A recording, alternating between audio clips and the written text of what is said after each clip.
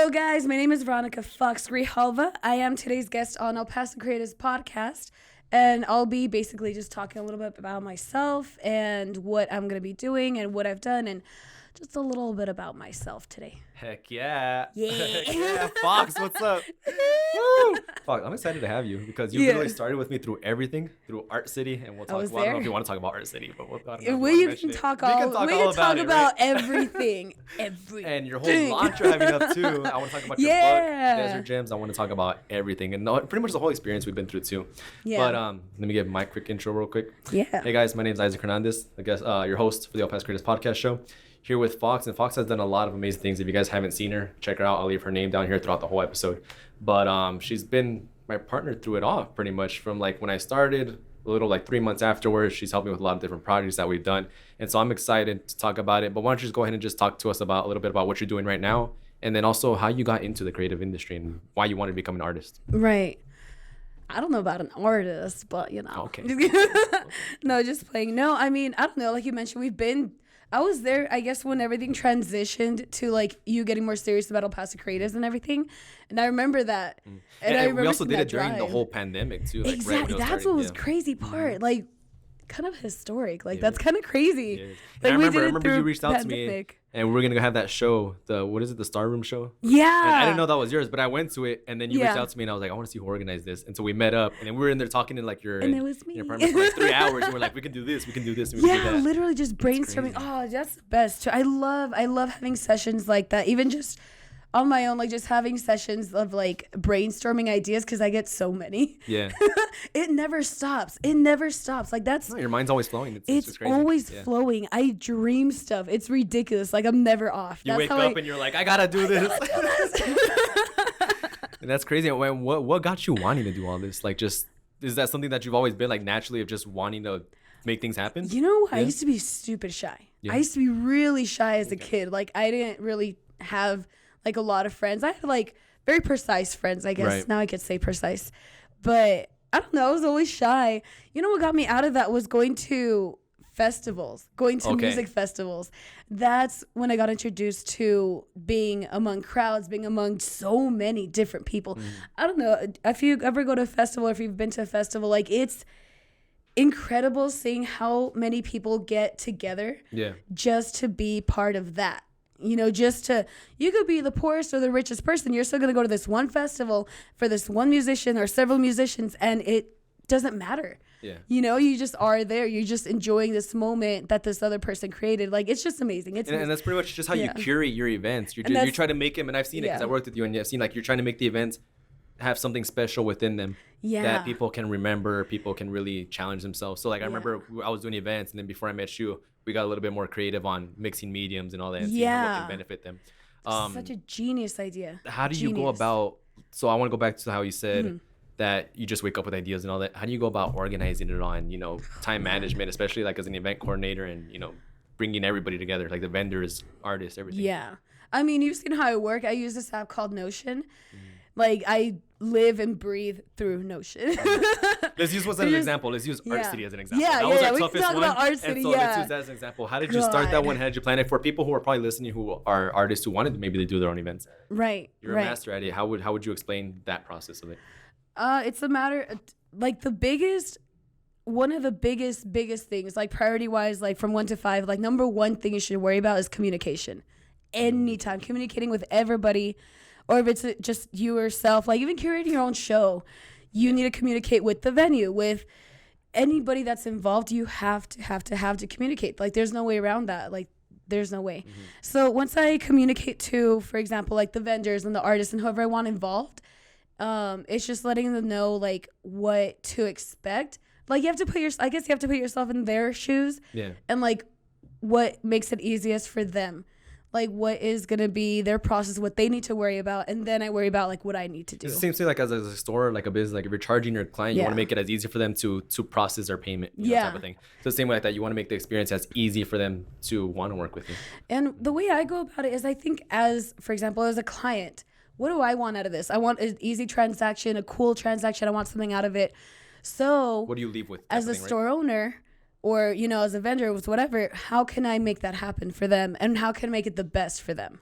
That's the way I go about it, at least. Got it. Okay. Yeah, my focus is on the I guess like the guest or the client or whoever comes to my shows. I want them to leave with a really good experience, a good like just feeling good. Yeah. Feeling inspired, motivated. I like that. And so going back to the Art City one, so what struggles, because that one was one where we had a lot of struggles, and I want you to explain that one. What struggles did you go through that one, and how did you overcome them, especially to make the event happen? Because I know when a lot of people are going through events, they're going to come through those problems. It's natural. Yeah. It's so natural to go through a process. Any of these events, small or big, like, doesn't matter how many guests you have, like, it's going to be a process. And it's a good thing, it's a good thing or bad thing, but I love the process. Yeah. I've always talked about that too, is I like the planning side of things. The event, just whatever for me. It's once the event comes, it just happens by itself. It just happens. It runs itself. Yeah. And you run into little things, but I like planning it out. I love doing that. Yeah. I forgot your question. Okay. So my question was, I remember my question. The struggles right? you got and how did you overcome them? Yeah. So the venue for that one was probably the hardest thing, because there was just, not to go too much into detail, but there was just a lot of confusion with that one. And it kind of goes back to the communication of it all and transparency. I very consciously try and be as transparent as I can in anything that I do with everybody, like, because otherwise, like, it's hard to keep up a lie, like, there's no reason for it. There's no reason for lying. Like, there's no reason for it. So with that one, it was hard to communicate, like, what we wanted, what each person needed to know and what they didn't need to know, because nobody needs to know everything. Like, not everybody needs to know everything. Like, it doesn't apply to them. Exactly. Like, who cares? They don't have to know. Like, and it's not a bad thing. We're not omitting any truths to them. It's just, it's not something that they have to worry about. Yeah. And like what you mentioned is that, and that's something that I've heard too, is like, I've been told that the best lie is always the truth. And by going about that, is like, instead of lying, they're going to figure out you're lying. But if you lie, if you tell them the truth and they think you're lying, eventually they're going to know it's the truth. Oh, they're going to know. Yeah. They'll find out. People find out. Yeah. Whether it was a lie or truth, like, whatever you say, people are going to know about it somehow. And so, like, just don't so fake just be truthful, guys. But how did you make that event happen, though? And I know how you made it happen, but, like, for people for the viewers. Because I want you, like, when it gets really hard, because we had that, it got really hard. Yeah. What did you do? So that was one of the first, like, collaborative things that I've done, and it was with yourself, like, it was with you. So that was really fun. Yeah. Prior to that, I'd only done them by myself. So maintaining that, like, professional relationship that we had and everything, and, like, going with the venue and stuff like that, I think that was, it was a transition. Yeah. It was a transition for me, because it's like, oh, like, now I have to, like, worry about that too. And I have to, like, communicate. Like, you got more serious about it in a way. Yeah. It was great. It was great. And then, I forgot the other question I was going to ask you. Okay. So I also wanted to jump into Desert Gems, right? Yeah. Because there's a lot more of the things out of that. But I forgot. So I was going to jump into Desert Gems. There's so many things for Art City. From that one, it came out. It was actually a pretty good event. But it was a great event. We had a good lineup. Because that was our first mixed medium one, too. That was our first one that we mixed mediums with. Yeah. But the second thing that I want to ask you is I wanted you to talk about Desert Gems now. Because I know besides an event coordinator, you're also an artist, whether you say you don't call yourself an artist. I happen to draw and I paint. And I'm an artist. And I do stuff. So I tell people, I'm like, I'm not an artist either, but they say I am because I don't know. So everyone's saying everybody's an artist. I mean, I don't know why they say you're an artist. Let's put a pause on that. I want you to explain, what do you think is an artist? What makes an artist? I'm going to ask you that. Oh, man. I guess, I'm done. Just kidding. Oh, okay. Well, guys, that's a whole nother question, I guess, because I could get really hippie with it and be like, oh, it's like about self-expression and like bringing out what's in your mind to like a canvas, or to express yourself in either poetry or literature or art or painting or sewing. It's a form of expression. That is what I think artistry is, whether it's through film too, like whatever it is, it's an expression of your inner self. Sometimes it could be your inner self or what you surround yourself with. But what makes an artist, I think, man, there's so many different things about it. Because there's an artist, there's the creator, and then there's artists that only consider themselves artists until they live from that. They live from their creations. Okay. But I think an artist is just a creator. Like, any form of creator. And the reason I asked that question too is because I want to jump into your book now. You made a book full of different artists and all that. Yeah. What was your intention behind that, and why do you think making that book was important? I think it's true. I still very much believe in that product. So talk about it a little bit. What Desert Gems is and what that book is. So Desert Gems is a coloring gallery composed of local artists, myself included. The whole purpose of it, I started back in 2019, mind you. This was 2019, July 2019, when I first started this. I was in my last semester of school. I had just started a new job at Starbucks, which I'm no longer at. Cause I remember that stories. I remember those stories. Yeah. I started it because I was hanging out with one of my artist friends, and like we're just painting and drawing and just, just like shooting the shit basically. And we kept talking about like how like it sucks to be broke and like all this stuff, the struggling artist, the starving artist type life. And it's super true. Unfortunately, it is very true for a lot of people. A lot of people don't live from their art, even though it's like their passion and their drive and everything. And I thought, like, why can't we though? Exactly. Like, why not? Well, I live with that same vision. That's the whole reason we started the El Paso Creators. Like, why can't artists not do this as a profession? Yeah. And I thought, we don't have a large platform here in El Paso. It's growing. It's been there, but it's not expanding as much as I'd like it to. Yeah. So I thought, I have a lot of black and white drawings that I would like to color in someday. I'm just lazy. I'm lazy and I don't like coloring. Procrastinating. Oh yeah. Naturally, dude. Naturally, like we all procrastinate. But I thought, let me launch this platform where I have a form of like people being able to interact with the drawings themselves. Yeah. It's one thing to go to a gallery and see the works, like, oh yeah, that's nice, and then you leave. Right. That's it. That's literally it. That's a whole interaction right there.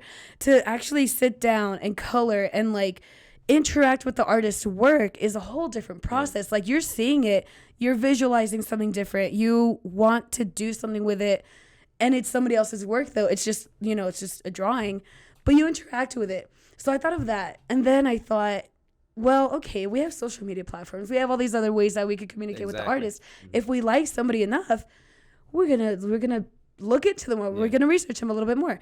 So I thought, okay, I could do that, and then let me get their social media platforms. If they have a like a project that they want to promote or something, let me get that project on there with their websites or whatever, Yeah. So I had fortunately now I've grown. Like I know a lot more artists now, but at the time I only knew like a couple of them. So I contacted, I want to say maybe like 20 artists. Out of those 20, everybody was interested. Like a lot of them at least were interested, but they weren't able to. Yeah, they weren't able to, or they just didn't have the time for it, or they didn't understand the project. Mind you, I didn't understand my project fully. Yeah. Well, no, what I'm looking at it is that you also maximized how much of exposure you give to them. People took their artwork home. People were able to interact with it. And then you also promoted them within the book by plugging in their social medias and their story behind them and who they are. You maximize the exposure you're giving these artists. That's what a lot of people maybe haven't thought about doing. But you maximize the way of how you can expose an artist, which I think was pretty intelligent. Yeah. That's what I'm hoping for, at least, like, that's what I want. I want people... Man, because there's so much talent. And I've said this before, and I live by it. There's so much talent in El Paso alone. Here alone, there's so much talent. Like, I see it every day. Like, here and there, it's everywhere. Like, it's just everywhere. Yeah. And I want to give these folks a platform because I didn't have one. I'm getting there, but it's still just stuck to here. And I feel like that's why we connected too, because you didn't have that platform, I didn't have that platform, and we created a platform. We put our platforms together, and we made it. We made it. And so that's exactly. So the other thing that I wanted to ask you too was, on your project specifically, why did you choose El Paso specifically? Like, did you ever want to get out of El Paso? Was it your goal first to get out of El Paso first, or start here and then get out of El Paso? God, I've always wanted to leave El Paso. Straight up, I didn't like El Paso growing up. I hated it. I thought it was boring. Like, typical El Paso. And I was like, oh, there's nothing to do here.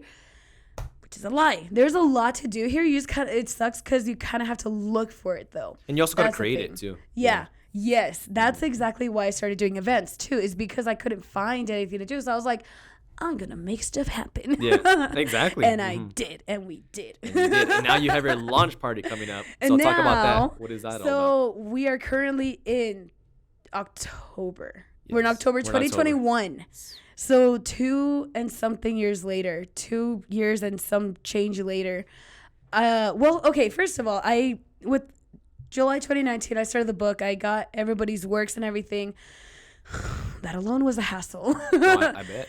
It was a hassle to get the drawings on time because I set deadlines for them because I was ready to go. I was like, okay, I have my drawings. I'm releasing tomorrow. I'm good to go.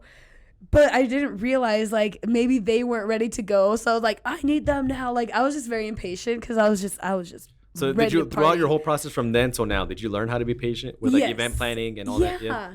You know what? I realized, like, not everybody's always, like, prepared to go. Yeah. Everybody's different. Everyone works different. Yeah. And I have to understand that. And I did. I obviously learned it, like, real quick. Yeah. But so from there, from July to about, I want to say February of 2020 is I finally got them printed. I finally had them printed. I remember that. I remember I went and you had that big box full of books and everything. Yes, and I finally had them printed. Yeah. 1 month later, COVID. COVID, pandemic this, pandemic that, everything shutting down the world. I remember you were telling me that you were going to have shows here and there, and then you couldn't do any of them after that. So how did you adjust to that? I had a whole tour planned, dude. I had a whole tour planned, not only in El Paso, because apart from promoting the artists, I want to promote local shops or local places, local parks, whatever, local. Yeah. Everything from El Paso, for El Paso. So I had a whole tour planned here. I had a tour planned to go to Dallas, all of East Texas, San Antonio, Austin. I have people over there. I wanted to go to. Booked and everything? No, I was going to. Yes, I had every intention of planning it, and then COVID happened, and it was like, your plans. Stay home. Yeah. So how did you adjust to that, or what did you do with that time? I guess that whole free time you had, and did you change anything? It didn't take a hiatus, but it definitely took a little bit of a back burn. Yeah, I took it like on the back burner or whatever. I paused it for a little bit because I didn't know what to do then. Like, my whole thing is doing events, doing interactive things. There was no way to interact. Unless it was virtually. Didn't we try to do something virtually? I think we did. We tried something, and I don't know what it was. I know I did a live-a-thon, but that was like on my own. I did like a live-a-thon with like different artists, but we did something online. We did the podcast, and I think we were trying to do Sun City Sounds. That's what we did. Yeah, we did Sun City Sounds online. Okay, so I want you to speak on that one. What did you think about that, and why do you think that was so beneficial for the artists at that time? I think it was wonderful. I think it was great. I love Sun City Sounds because, again, there's a lot of talent in El Paso. We're from here. I think it was a really good platform for people that didn't have a platform, people that didn't have somewhere to go and perform or go sing. Because I don't know, a lot of these bars, all we have are bars. And bars were closed for the longest time, too. They were closed for a very long time. Yeah. So creating that Sun City Sounds allowed artists or musicians to continue playing their music, giving them not a sense of like physical live audience, but having an audience like a in general. Virtual type of audience. Yeah. And it was more safe for them. They still kept them going. Yeah, exactly. And it gave other people like an opportunity, like Jordan Taylor, who wanted to maybe like try hosting. And it gave her an opportunity. And I remember she told us opportunities. Yeah. She told us she was a little shy, and then like towards like the 4th episode, she was all into it. She was like all over the place. Ready to go. Richie was a lot of help too, and Richie was amazing. Man, Richie! Shout out to Richie, freaking doll! I swear. We're still doing it with him too now. He actually brought it back up to me because I kind of put it on the back burner a little bit too, and then he reached out to me and he was like, "Hey, we should bring back Sun City Sounds connected with the BWOMs, and like whenever he has like the barbed wire thing that he has, like get a featured artist and like we'll record them." So now we're doing that with him again. So we're doing something like that, and so he's a lot of help. And that is fantastic. Shout out to Richie out there. But I also now want to jump into, you're also a woman in business and creativity. How does that work for you, and is that something that you saw yourself getting into as like in the business area of like running events and all that, or you just wanted to be a creative and you just saw the opportunity to come out and build something? It's sweet that you think like it's working. Just kidding. Just kidding. No, I'm just kidding. No, it definitely is interesting. Yeah. To say the least. It's interesting. You're right. Like being a creator is one thing. Being an artist is another thing. Being a business person is one thing. Being a woman in any of those aspects is a whole different world. Like, it sucks. It sucks a little bit because maybe we're not taken as seriously as gentlemen, like as men. And that's very unfortunate because a lot of the time we are a lot more serious and we're a lot more organized and we have a lot more to offer. But at the same time, we're still seen as these emotional creatures that just like go off on a whim and like we go crazy or whatever. We're just being bosses, guys. Like we're just trying to do things, you know. Me personally, I'm just trying to do things. Like I'm just trying to get things going and get out there and not be called like a bitch or whatever, you know, like, cause it sucks. Like as a man, like you're a boss, you tell people what to do, you delegate work. Oh yeah, it's great. Awesome. He's great. As a woman, if we boss or people around or we delegate, we get bossy. We called bossy, or we're called like, I don't know, we're called things. We're not called positive things, bottom line. So it is interesting being a female like leader, so to say. But it's not stopping me though. And so bottom line, it's not stopping me. It shouldn't. It really shouldn't. No. And you're doing I can't a lot of change great it. things, I'm not gonna change it. And so my follow-up question to that would be, which has been your biggest struggle then in that aspect, and how did you overcome that? Is there a point where like you had to make a big sacrifice maybe, or a mistake you learned from, or how did you overcome the biggest struggle and sacrifice that you came across? Interesting. I haven't had like, I do feel very fortunate and a little bit spoiled because I haven't had like big challenges yet. If anything, I guess. Maybe something that was like very tough for you to do and get uncomfortable, but you're glad that you passed that uncomfortableness and it led to something better. Yeah. I guess the theme of the night is communication. There's a couple of projects that I wish I could launch a little bit quicker. Yeah. But because of the partners that I have or the people that are asking me to do these things, I don't depend on them, but they are the ones with the ideas. And I don't want to steal those ideas from those people. So it's hard to like continue what is that called? Like the motivation that I have and like the runs that I want to do if they're not there with me. Like if the motivation just dies down a little bit. It dies down and I don't want it to because these are really great ideas. They're really great projects. I'm ready to go. I know I have the resources. Like me. Like I know I can do stuff, you know? So it goes into partnerships. Some partnerships fail. Some partnerships succeed. Yeah. It's just, it sucks that some of them don't because some of them are really good. Yeah. Is that what you're trying to say? Some of them are great, but yeah. And who did I talk to about this? I forgot who I talked about this to. And they were like, you know what? Sometimes, I remember.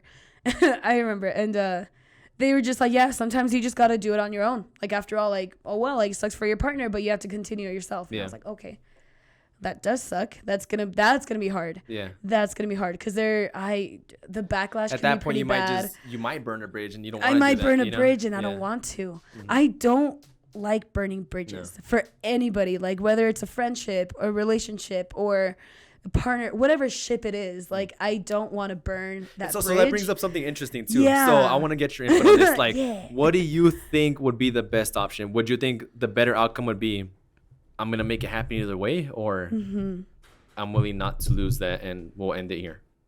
Well, man, I think what we'll find out on the next episode. Bye, guys. I'm joking.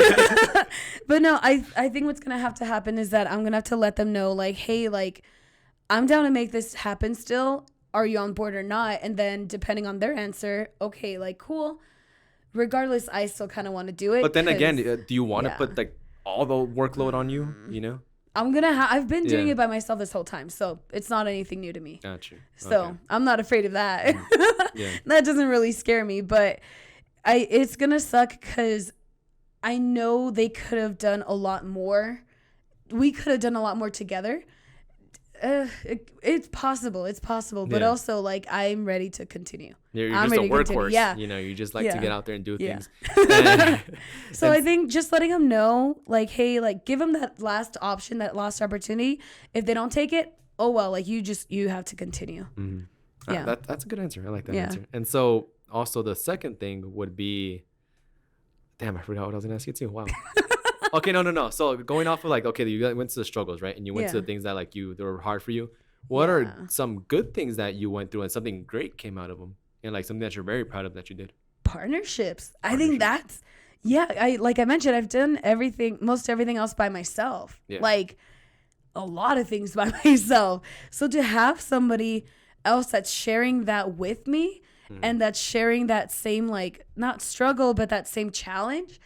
And then we get through it together. Like, that's so cool. Like, the things that we've done, I'm like, oh my God, we did amazing. We did it. Well, because you've heard me say that. I'm like, when we say we're going to do something, we're going to do it. Yeah. And I feel like that's when we clicked right off the bat, is because we both got something. Yeah. We got what was our first project? Our first project was... It was Art City. And then... Oh, you know what the other one was? That was kind of challenging, is fashion. Fashion meets art. Oh, okay. That's... Well, I won't talk about that one. Yeah, I won't talk about that one. That's another one. But which other one would you think was probably... I know we did Revanche. Revanche was really good. That one was I like that one. That was really fun. That was really good. I like creating the graphics for that. You know what's been good is with these partnered ones that I've done, like the events that I've done for other people, the graphics that I come up with, like... Well, because you also learned how to design. I remember you were always struggling with Photoshop, and then now you're just like, I know how to do it. And now I'm like, well... I'm not an expert, but I know a lot of stuff. So would you say that's a skill that you've learned? That's the most beneficial skill that you learned? Or It's very beneficial. Very beneficial, yeah.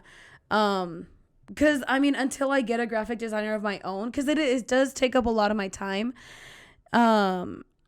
it's good to know these skills, though. Like, anything that you want to learn or be part of, learn all of the sides to it is what I would definitely recommend. Like, you want to get into film, learn the DP side, learn... the lighting side. Lighting is a whole different world too, but if you can, at least learn like the minimal of it, learn the gaffer side of things, the grip side of things, like learn the set designing, the art directing side, any of it, any of it. Like, you want to do a painting, learn what brushes are, like learn the different kind of paints there are, the different mediums. Maybe if you want to just work on a canvas, do some like collage work, explore, be curious. That is...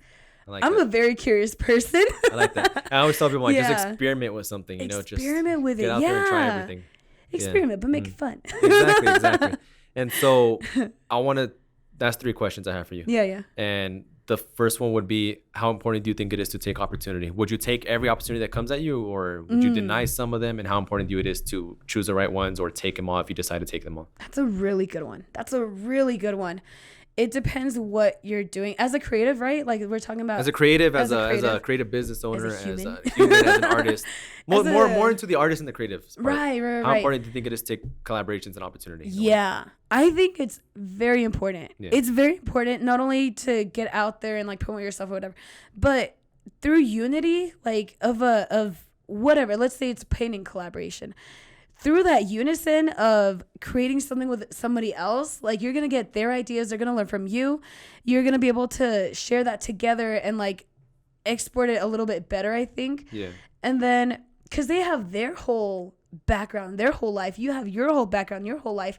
Bring that together. Like, it is unlimited what you can do. Perfect example is Brian and Adrian when we did the Art City. They didn't know each other. What they created did amazing. Wow. Mm-hmm. They did really great. Yeah, and so that's the testimonial to that. Yeah. Is like just bringing people, and then now they created a couple things now in the future. Yeah. But it's crazy, and so it's beautiful. It's great.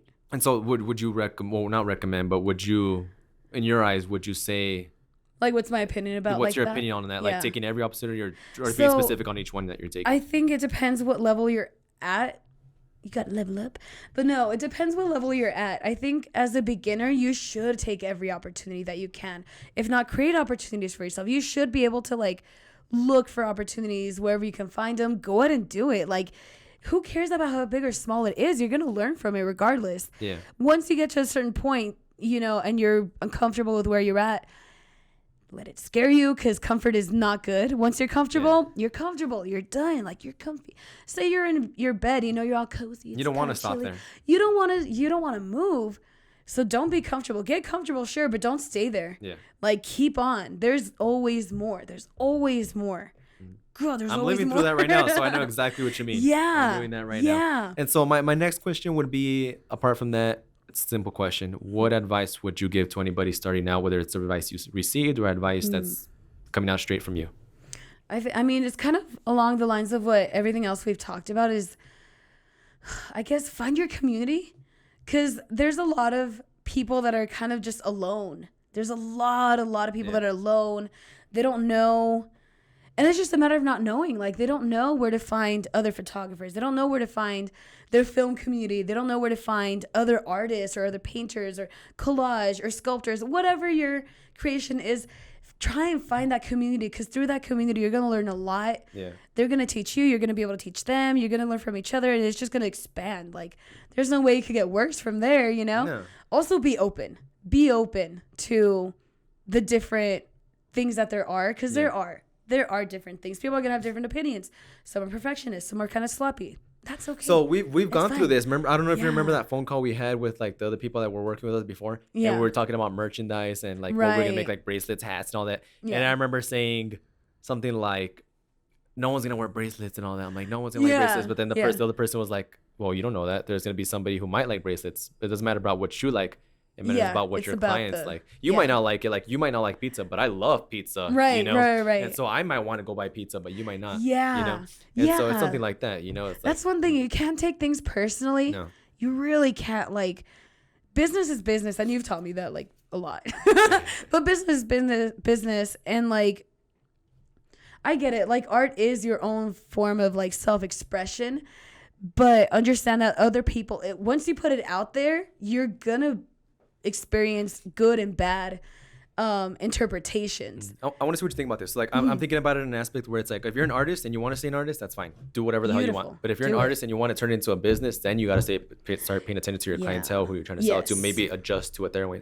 And how do you see that? Like, how do you see maybe having to change like your artwork? Like right now we have Alexa's artwork, and let's say she wanted to go and, you know, blast it out, and some people might not like it. What would you recommend, or how would you see that and be like, you know? I would say don't get discouraged. Yeah.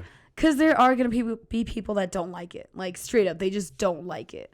For whatever reason, let them not like it. I love this, by the way. Yeah. Oh, yeah. I think I love Alexa. She's amazing. The cutest thing ever. I love her. She's amazing.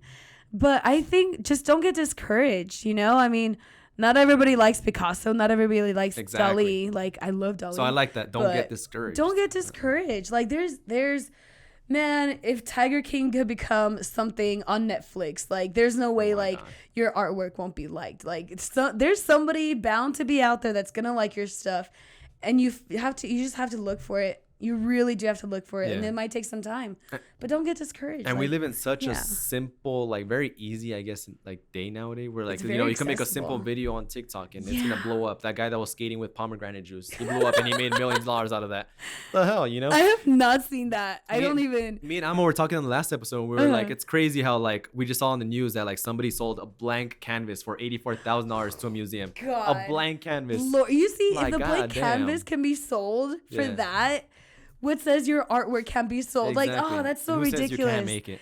Who says you can't make it? Like, you just, that's the thing that's been coming up a lot this week in conversation. For some reason, like, you really have to work for it. It is not easy. It's not. I will be the first and last person to tell you it's not easy. Like, anything that you put out there, it's not easy. Yeah. Like, it's straight up not. It can be. You'll have good moments.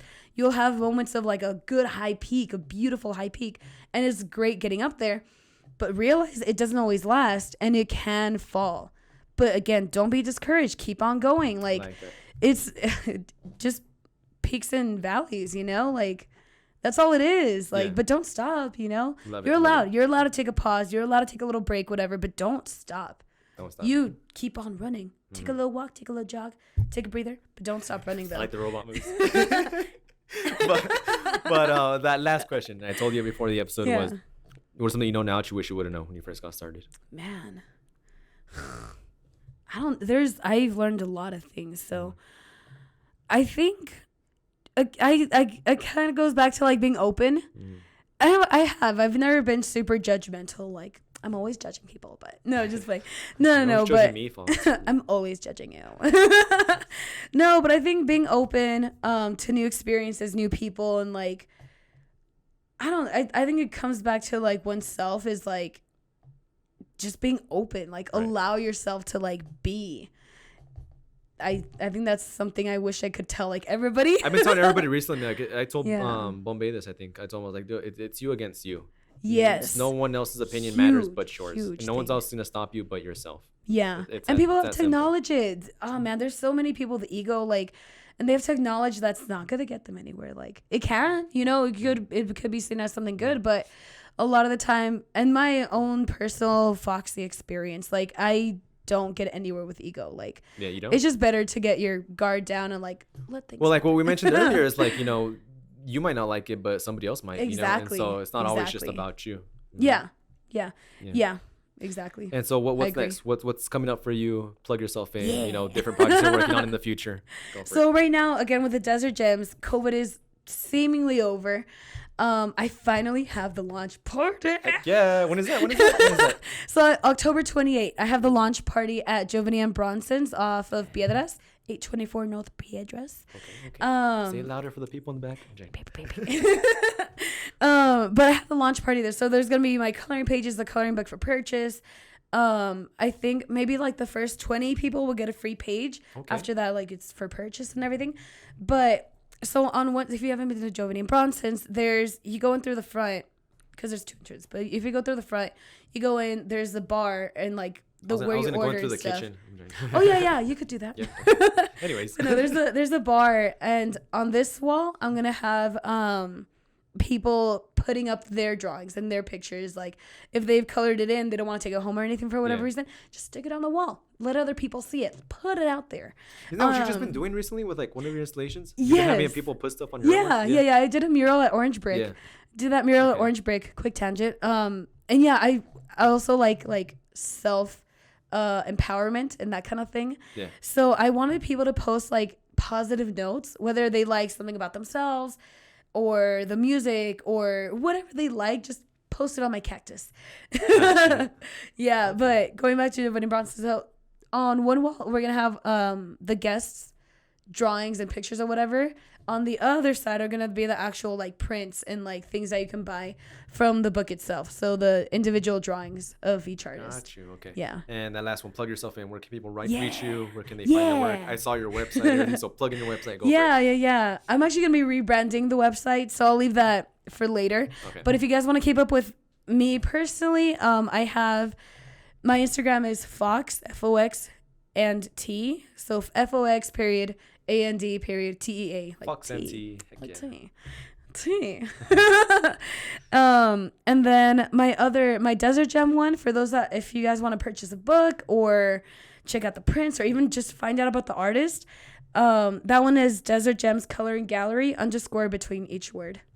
Awesome. Heck yeah. Well, I'm excited what we're going to do next. I was just been thinking about like everything we talked about and I'm like, wow, this is really good, everything we talked about. I'm glad. We ran out of time. Okay. Fox, appreciate you. Yeah. So much for coming on the show. I'm so glad. I'm glad to finally be in your podcast. It's been a while. In your podcast. I should have had you as my first guest. That's crazy. Nah, I mean, it's better now. It's better now because we've actually done a lot of things before until now. So it's better now. We've grown. We're going to end today's episode here, guys. So thank you so much for tuning in. Catch us on the next one. Make sure that you guys follow Fox. Make sure to keep up what she's doing. Alexa's artwork up here. It's really amazing. I love it. So thank you so much for showcasing your artwork behind this. And we'll see you guys in the next one. Thank you so much.